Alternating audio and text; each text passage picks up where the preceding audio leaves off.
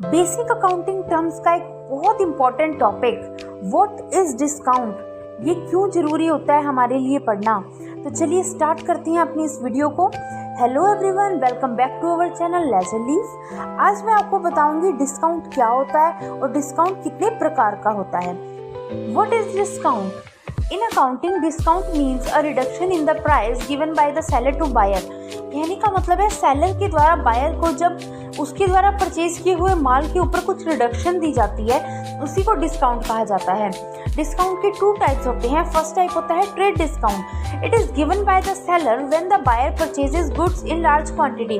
मतलब जब हम बल्क में माल परचेज करते हैं तब उसके ऊपर जो हमें डिस्काउंट दिया जाता है उसी को ट्रेड डिस्काउंट कहते हैं। जैसे कि 1000 रुपये की एक स्कूल बैग है और टोटल हमने 10 स्कूल बैग परचेज करे हैं।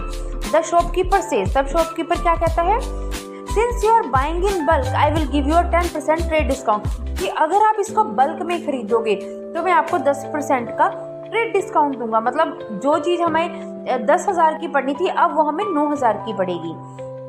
इसके बारे में एक बात कहा गई है कि this account is not recorded in the books of accounts because it is directly reduced from the selling price. इस प्राइस को कभी भी बुक्स में रिकॉर्ड नहीं किया जाता क्योंकि इसको डायरेक्ट ही रिड्यूस करके दे दिया जाता है सेलिंग प्राइस। इसके बाद हमारा दूसरा डिस्काउंट आता है, वो होता है बहुत इंपॉर्टेंट कैश डिस्काउंट।